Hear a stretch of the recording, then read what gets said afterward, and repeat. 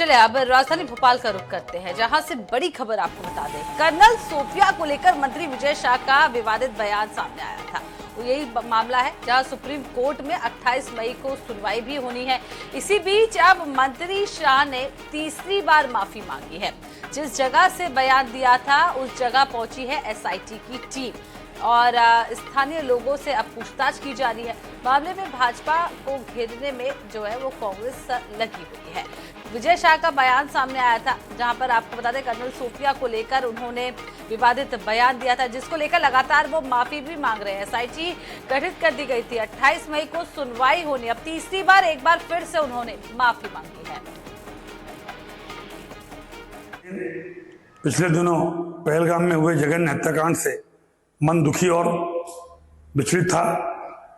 मेरा राष्ट्र के प्रति अपार प्रेम और भारतीय सेना के प्रति आदर और सम्मान हमेशा रहा है। मेरे द्वारा कहे गए शब्दों से समुदाय, धर्म और देशवासियों को दुख पहुंचा है। ये मेरी भाषाई भूल थी। मेरा आशय किसी भी धर्म, जाति या समुदाय को ठेस पहुंचाना या आहत करना नहीं था।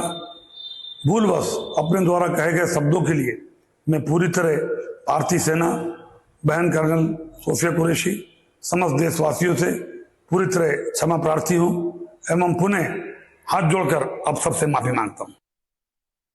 तो एक बार फिर से विजय शाह ने माफी मांगी है और ब्यूरो प्रमुख अनुराग जी ज्यादा जानकारी के लिए हमारे साथ भोपाल से जुड़ चुके हैं। अनुराग जी, तीसरी बार माफी मांग रहे हैं और 28 मई को कोर्ट में भी पेश होना है, क्या कुछ कहेंगे आप?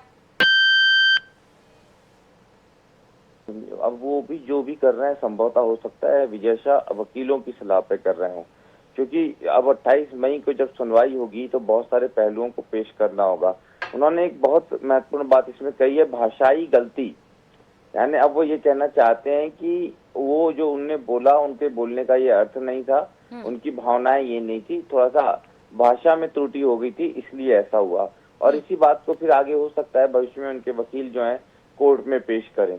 तो तीसरी बार माफी जिस तरह से मांगी है वो कुल मिला के समझ में आता है कि जिस तरह से कोर्ट की डांट पड़ी है, कोर्ट में सुनवाई जारी है, उसके अंतर्गत ही मानी है। बाकी उन्होंने अपनी मानसिकता पहले ही पेश कर दी है और जनता भी इस बात को बेहतर तरीके से समझ रही है। जी अनुराग जी, लेकिन कांग्रेस मौका नहीं छोड़ रही है, लगातार इस मुद्दे को उठाने के प्रयास में कांग्रेस लगी हुई है। देखिए, निश्चित रूप से क्योंकि किसी भी पार्टी को जब सियासत का मौका मिलता है और कोई किसी पार्टी का नेता कोई बड़ी गलती करता है तो वो मुद्दा उठाने की कोशिश अपोजिशन या विपक्षी पार्टी जरूर करती है। और ये तो इतना बड़ा मुद्दा विजय शाह ने दे दिया है कि इसके कारण कहीं ना कहीं पूरी भारतीय जनता पार्टी को राष्ट्रीय स्तर पर बगले झांकना पड़ी है। तो निश्चित रूप से कांग्रेस चाहती है कि इसको जितना लंबा जिंदा रखा जा सके रखा जाए और उसी कोशिश में कांग्रेस नजर आती है। जी, तो उसी कोशिश में कांग्रेस जो है वो नजर आ रही है। और बहुत बहुत शुक्रिया अनुराग जी तमाम जानकारी देने के लिए।